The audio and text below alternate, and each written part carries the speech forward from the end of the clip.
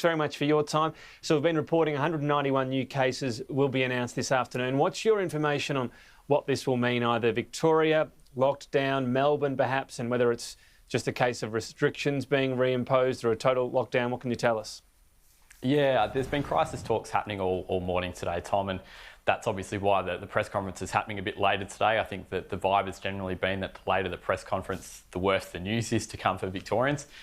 Look, I think it's pretty inevitable that there'll be broader restrictions and tougher restrictions on people in the greater Melbourne area. We've seen the case numbers really spike in lots of different local council areas, well beyond the 10 postcodes, or I think the 12 postcodes now that have those stay-at-home restrictions. I think one of the big balancing acts, and probably the question that the Victorian government's trying to work out, is whether you extend sort of a lockdown type situation beyond Melbourne to regional areas. Personally, I don't think there's any need for that, because you look at the case numbers in places like Gippsland, and we had a few in Port Fairy today, but they're some of the first cases we've seen in the southwest of Victoria for a really long time. But obviously the difficulty then becomes that if you lock down Melbourne, how do you police that? Is there a ring of police around greater metropolitan Melbourne? That's a huge ask, obviously. So, look, I think the restrictions will probably be more targeted at the city, but that's obviously the big thing being worked out today, I think. The tricky part is you get those unintended consequences that if you do make Melbourne either a lockdown or the harsher restrictions, of course you get, while you do that and avoid, locking down some of the regional areas that shouldn't be affected. But does it mean any Melburnian that can leave and stay with friends or family or a holiday house, whatever it might be, does that, and it actually spreads the virus because you've given them that incentive? Yeah, exactly. That is a really important point, and I think we've kind of seen this with the debate about the closure to the New South Wales-Victoria border over the last day or so, that, again, you've got those unintended consequences of people who need to cross all the time. And if you create, well, the border's not an arbitrary line, but if you create an arbitrary line around Melbourne, for instance, you do have that risk. So, yeah, look, I think that's a really important question. Policing and resources is obviously a really important thing too. And more generally as well, even if the government said that, look, the whole of Victoria needs to abide by the stay-at-home restrictions, it's not just obviously the personal impact that has on people not being able to go to the office or go to the shops as often as they'd like. Obviously, it's the economic impact, and it's whether, again, we're closing swimming pools and gyms, and can cafes only go back to takeaway if people can't actually come and eat. And those are all the calculations that have to be made too. Yeah, not to mention, just as they're sort of trying to crank up and get back to some sort of normality, the books have already been hit so hard. You mentioned as well to the other council areas, because so much talk of these so-called hotspots that are in effective lockdown. But I mean, even Melbourne City, one of the highest numbers of community transmission cases. We're not just talking about quarantine, which would make seemingly the approach right now around these particular postcodes not make a lot of sense. Yeah, and I think that shows how quickly things have moved in the last 3 or 4 days. I mean, I think particularly at the end of last week, a lot of the case numbers were concentrated in those postcodes. But obviously people have friends and family, they see each other, they move around, they go to work, whatever it might be.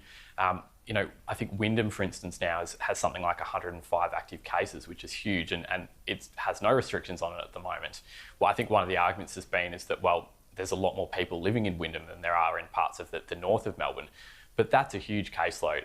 And I think now we've got something like 770 active cases. So it's no longer concentrated. And the risk obviously is too that these numbers are still a little bit behind. There's always that lag with the testing numbers coming through. So, 100 in Wyndham today might end up being a couple of hundred in a couple of days. That's what we're worried about.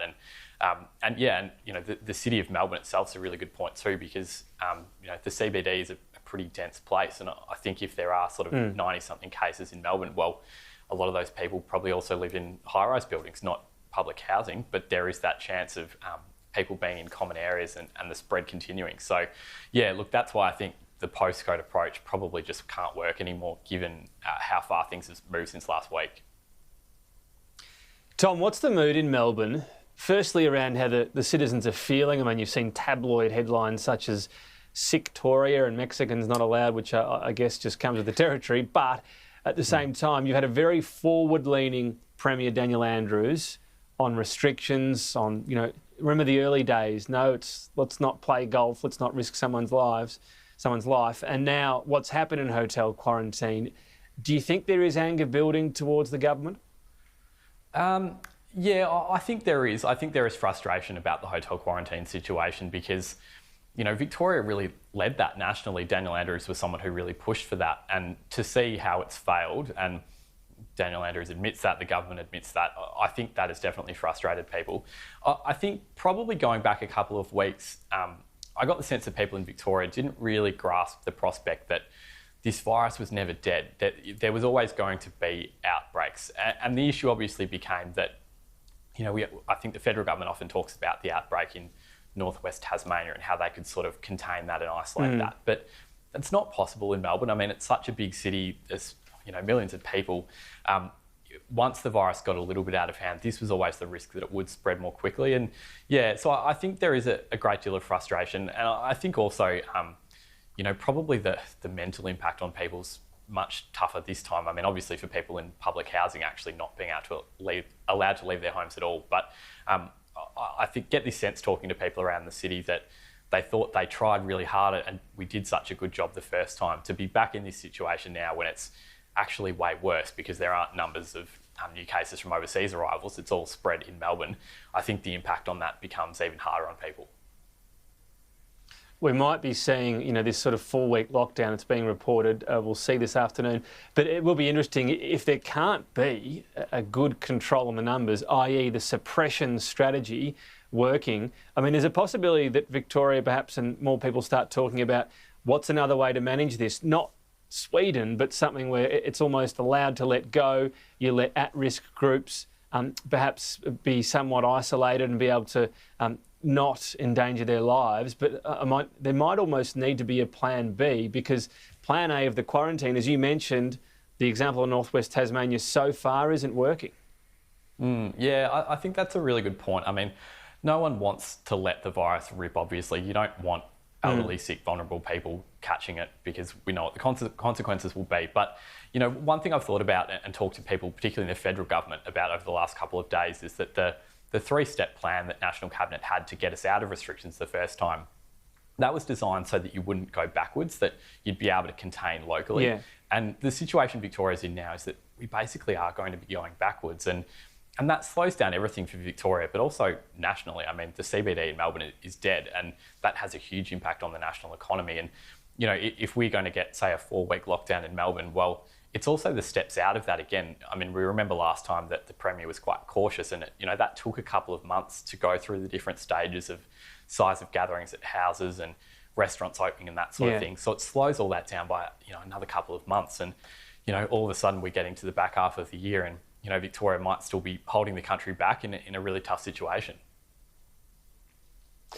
That's a good point. A lot of things up in the air right now. We'll wait for that announcement this afternoon. But Tom Annear, really appreciate your thoughts. Thank you.